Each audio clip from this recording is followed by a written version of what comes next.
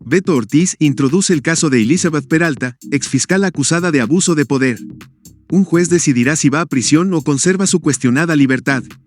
Peralta, en una audiencia, acusa a la fiscalía de montar un circo mediático en su contra, desatando un acalorado debate sobre justicia e imparcialidad. Es una nueva edición de Beto Saber, la amenaza elegante.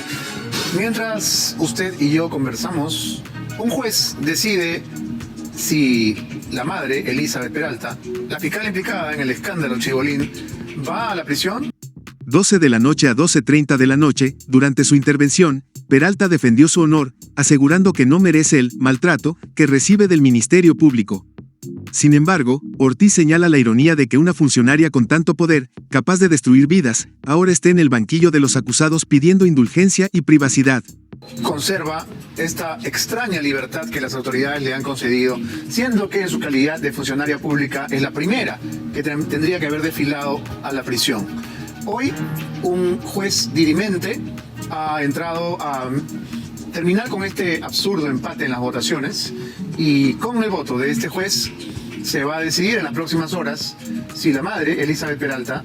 Ortiz destaca cómo Peralta fue instrumentalizada para extorsionar mediante casos de lavado de activos. Ahora, enfrentando una posible prisión en Santa Mónica, se lamenta del supuesto circo mediático. Sin embargo, Beto subraya que estas consecuencias son el resultado de sus propias decisiones. ¿A la cárcel o no? Hoy por primera vez ella ha declarado, ella ha hablado y ha dicho que la fiscalía, es decir, la institución a la que ella pertenece, está haciendo un circo con su caso, ¿no? Y le ha dicho al juez durante la audiencia, yo creo que se debe calmar este circo. Exhorte a la fiscalía. En la audiencia, Peralta justificó el uso de múltiples teléfonos, atribuyendo confusión a su pérdida y reposición. Ortiz ironiza sobre su justificación, calificándola como un intento de distraer la atención de los temas principales: tráfico de influencias y presuntos actos ilícitos. Todo publican, se queja la fiscal Peralta. No merezco este maltrato, ¿no? Porque pertenezco al Ministerio Público. Qué interesante cuando alguien que ha tenido tanto poder, alguien que ha hecho acusaciones gravísimas de lavado de activos que terminan con la vida de las personas, ¿no? Una fiscal que decide la extinción de dominio, ¿no? Bueno, que la solicita. La fiscal Alejandra Cárdenas criticó que no se le haya impuesto prisión preventiva a Peralta. Según Cárdenas, el tráfico de influencias por parte de personas con poder, como Peralta, es un tema serio que no debe tratarse con indulgencia. Ortiz refuerza esta postura, señalando la gravedad del caso. En casos de personas que no tienen absolutamente ningún indicio siquiera de lavado de activos, y una fiscal que era utilizada como instrumento de extorsión por Andrés Hurtado. Ella ahora, que está sentada en el banquillo de los acusados y que ya ve en el horizonte las rejas del penal de Santa Mónica, sale a lamentarse de que la prensa hace un circo. Ortiz cuestiona la estrategia de Benji Espinosa, abogado defensor, quien se centra en aspectos irrelevantes, como los gestos de la fiscal durante el juicio. Ortiz lo acusa de distraer con argumentos triviales en lugar de abordar las acusaciones serias que enfrenta su cliente. Ella no debe entregar información. Y la verdad es que esto es algo que por primera vez le preocupa a la fiscal Peralta. Nunca antes le preocupó, pero ahora que le toca ocupar el lugar del acusado, del investigado, sale a decir que paren este circo. Bueno, habría que decirle a la fiscal Peralta que este no es ningún circo, que esta es la consecuencia de su decisión. Beto resalta el tono tragicómico del caso. Para él, no hay circo mediático, sino justicia en marcha. Critica cómo Peralta, quien antes condenaba sin pruebas contundentes, ahora busca evitar ser juzgada con el mismo rigor que aplicaba en su labor como fiscal. La consecuencia de haber ostentado un cargo tan importante como el de ser fiscal suprema para ponerse al servicio de una organización criminal. Y claro que debe ir presa.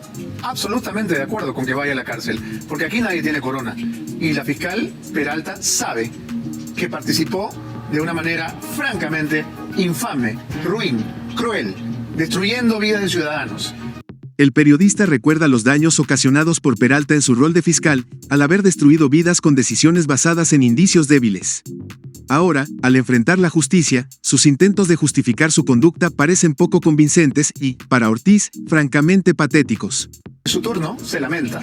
Vamos a escuchar lo que dijo hoy en la audiencia, justificando el tema de sus múltiples teléfonos, ¿no? Tratando de escudarse en que había una duplicidad de números telefónicos. Mejor vamos a escucharla. Solamente para aclarar con respecto a... Beto concluye que Elizabeth Peralta no es víctima, sino una figura clave en una red de abuso de poder.